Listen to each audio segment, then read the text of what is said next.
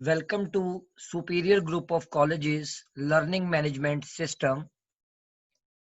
Dear students, आज जो हमारा टॉपिक है अरिथमेटिक सीक्वेंस। लास्ट टॉपिक में हमने सीक्वेंस को डिस्कस किया था। आज हम देखेंगे कि अरिथमेटिक सीक्वेंस क्या होती है, अरिथमेटिक सीक्वेंस किसे कहते हैं। अरिथमेटिक सीक्वेंस की डेफिनेशन है बेटे, ए sequence an is an arithmetic sequence or arithmetic progression if an minus 1 is the same number for all n belongs to n and n is greater than 1. That is, the difference of two consecutive terms of an AP is called the common difference and is usually denoted by small d. Arithmetic sequence को arithmetic progression कहा जाता है। कौन C sequence arithmetic sequence कहलाती है? ऐसी sequence जिसमें दो कंसेक्यूटिव टर्म्स का जो डिफरेंस होता है वो सेम आ जाए। अगर आपके पास दो कंसेक्यूटिव टर्म्स का डिफरेंस सेम आ जाता है तो आप कहेंगे कि आपके पास दी गई सीक्वेंस जो है वो अरिथमेटिक सीक्वेंस है। इसकी एग्जांपल्स को देखने से पहले हम rule for the nth term of N AP कि आप किस तरह से अरिथमेटिक प्रोग्रेशन की nth टर्म जो है किस रूल के तहत फाइंड आउट करते हैं वो हम देखते हैं जी। Rule for the nth term of N AP, we know that, अभी हमने पढ़ा कि the difference of two consecutive terms of an AP is called the common difference and is usually denoted by small d. यानी कि दो consecutive terms का जो difference है वो आपके पास उसका common difference कहलाता है, जिसको आप denote करते हैं small d से, और यहाँ जो n है वो greater than 1 होता है। तो an यहाँ जनरल टर्म है और an-1 यहाँ प्रीवियस टर्म है, यानी कि आप जनरल टर्म में से प्रीवियस टर्म का डिफरेंस ले रहे हैं, नेक्स्ट टर्म का प्रीवियस टर्म से जो है वो डिफरेंस लेंगे तो वो आपके पास कॉमन डिफरेंस कहलाएगा, जिसको आप स्मॉल डी से जो है वो क्या करते हैं, डिनोट करते हैं। विच इम्प्लाइज, अब आपके पास ये जो an-1 है ये नेगेटिव साइन के साथ है, आप इसको राइट हैंड साइड पर शिफ्ट करेंगे तो ये आपके पास पॉजिटिव हो जाएगी। अब आप क्या करेंगे, आपके पास ये जो एक एक्सप्रेशन आ रहा है an equals to an-1 plus D, इस एक्सप्रेशन में आप n की जगह 2 रिप्लेस करेंगे, n की जगह 3 रिप्लेस करेंगे, क्योंकि हमें कंडीशन में बता दिया गया है n इज ग्रेटर देन 1, तो n 1 से ग्रेटर है तो इसका मतलब हम 2 से स्टार्ट करेंगे, तो आप n की जगह 2 रिप्लेस करेंगे, n की जगह 3 रिप्लेस करेंगे, किस में, इक्वेशन नंबर 1 में। आप n की जगह 2 रिप्लेस कर रहे हैं तो a2, n की जगह 2 रिप्लेस किया तो ये आ गया a1 plus D. Same as it is, n की जगह 3 रिप्लेस करें, n की जगह 4 रिप्लेस करें, तो आपके पास लास्ट में इसकी अरेंजमेंट से जो nth टर्म का फार्मूला आएगा जो कि आपने अपने ज़हन में रखना है वो ये है an equals to a1 plus n-1 into D. अब ये an क्या है, a1 क्या है, यहाँ स्मॉल n किसको डिनोट कर रहा है, स्मॉल d किसको डिनोट कर रहा है, ये टोटली मैं डिस्क्राइब करूंगा। थोड़ा सा आपको बता देता हूँ इसके बारे में कि an बेसिकली nth टर्म है, जिसको आप जर्नल टर्म बोलते हैं, जिसको आप लास्ट टर्म भी कहा जाता है। a1 हमारे पास सीक्वेंस की फर्स्ट टर्म कहलाती है, small n number of terms को रिप्रेजेंट करता है और स्मॉल d कॉमन डिफरेंस को रिप्रेजेंट करता है। अरिथमेटिक सीक्वेंस एक ऐसी सीक्वेंस है जिसमें दो कंसेक्यूटिव टर्म्स का जो डिफरेंस होता है ये सेम होता है। अब हम इसके डिफरेंट एग्जांपल्स को देखते हैं कि किस तरह से दो कंसेक्यूटिव टर्म्स का जो डिफरेंस है वो सेम होता है।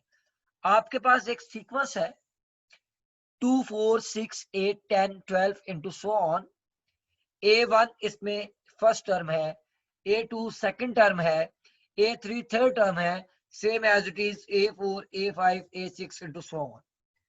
अब मैंने कहा कि दो कंसेक्यूटिव टर्म्स का डिफरेंस, तो देखिए A1 2 है और A4 जो A2 है वो 4 के इक्वल है, तो कॉमन डिफरेंस किस तरह लेंगे, नेक्स्ट टर्म में से प्रीवियस को माइनस करेंगे, यानी A2 माइनस A1। तो A2 किसके इक्वल है, 4 के इक्वल है, माइनस A1 किसके इक्वल है जी, 2 के इक्वल है, तो 4 माइनस 2 का आंसर क्या आ जाएगा, 2।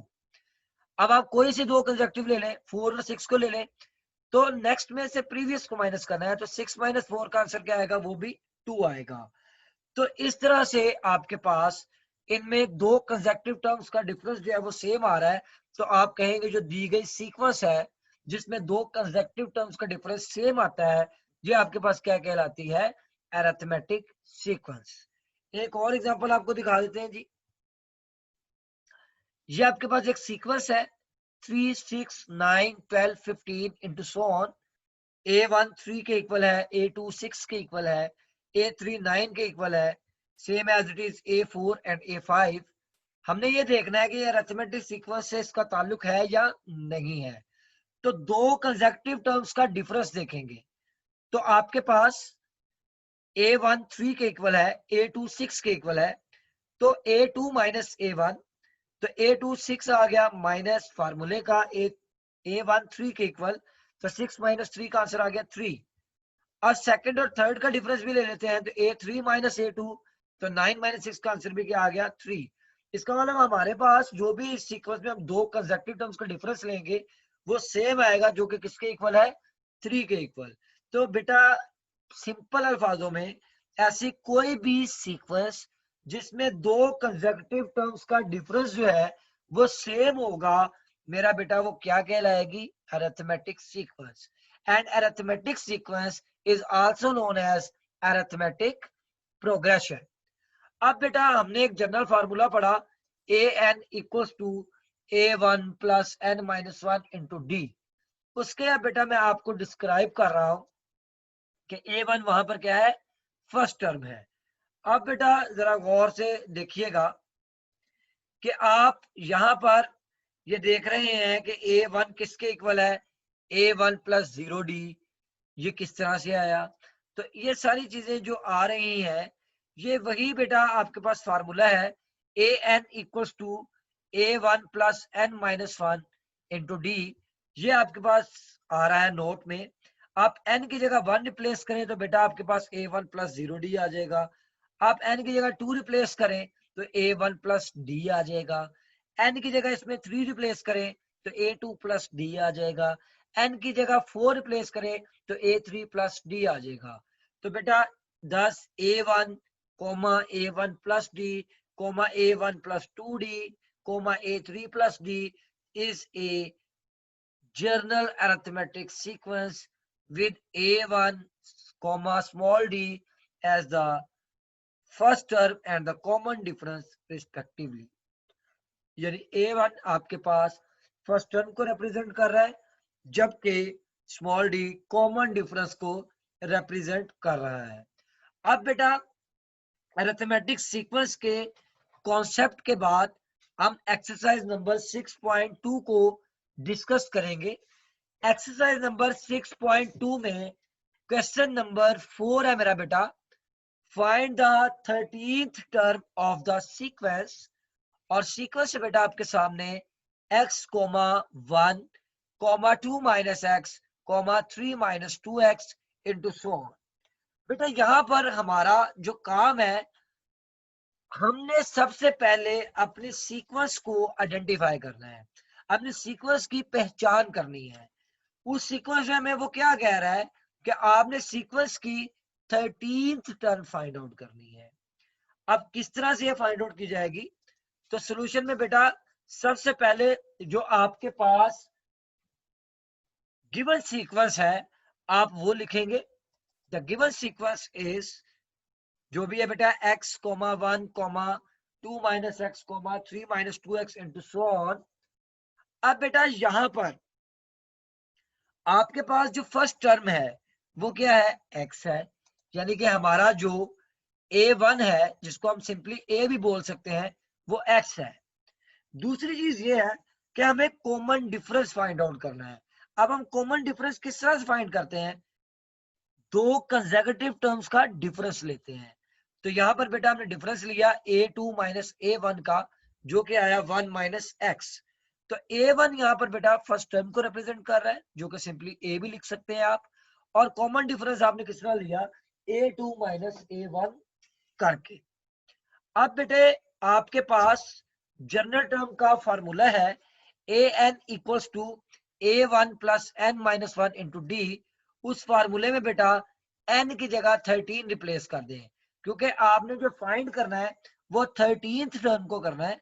तो आपने n की जगह 13 रिप्लेस करेंगे, उसको सिंप्लीफाई करेंगे, तो आपके पास बेटा रिक्वायर्ड आंसर जो आएगा वो 12 माइनस 11 x आएगा।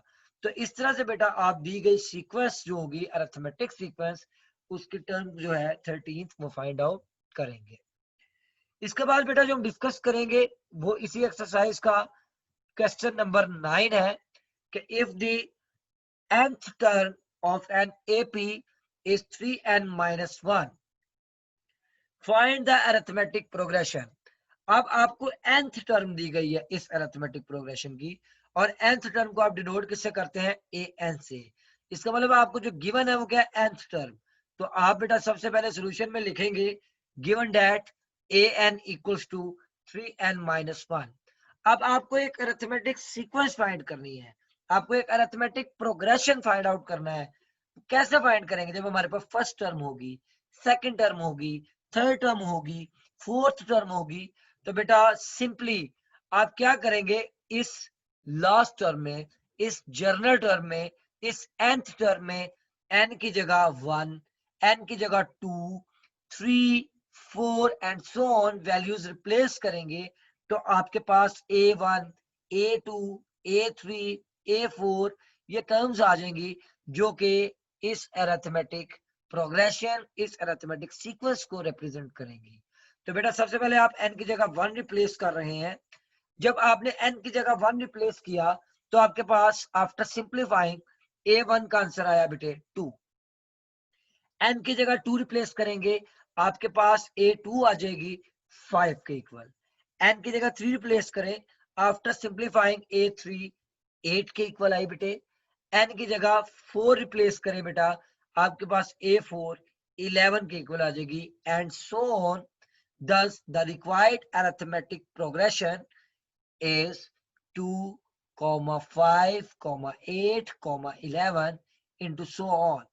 अब बेटे a1 किसको रिप्रेजेंट कर रही है? फर्स्ट टर्म को, a2 सेकंड टर्म को, a3 थर्ड टर्म को, a4 11 जो है वो फोर्थ टर्म को। तो इस तरह से बेटा ये आपके पास एक अरिथमेटिक जो है वो क्या है? प्रोग्रेशन है। तो आपने सीखा कि जब भी आपके पास लास्ट टर्म होगी, किस तरह से आप अरिथमेटिक सीक्वेंस का अरिथमेटिक प्रोग्रेशन को जो है वो फाइंड आउट करेंगे। इसी एक्सरसाइज का बेटा next question number 6, which term of the arithmetic progression 5, 2, minus 1, into so on is minus 85। यानी कि हमने यहां पर यह बताना है कि माइनस 85 आपके पास इस सीक्वेंस की कौन सी टर्म है, यानी कितनवी टर्म है। जिस तरह 5 जो है वो फर्स्ट टर्म है, 2 जो है वो सेकंड टर्म है, -1 जो है वो थर्ड टर्म है। तो -85 कौन से नंबर की टर्म है, हमें ये यहाँ पर फाइंड आउट करना है। तो यहाँ पर बेटा याद रखेंगे आप कि आपके पास a1 जो है वो 5 के इक्वल है। कॉमन डिफरेंस आप किस तरह से लेंगे? सेकंड टर्म को आप फर्स्ट टर्म में से माइनस करेंगे, तो आपके पास कॉमन डिफरेंस आ जाएगा।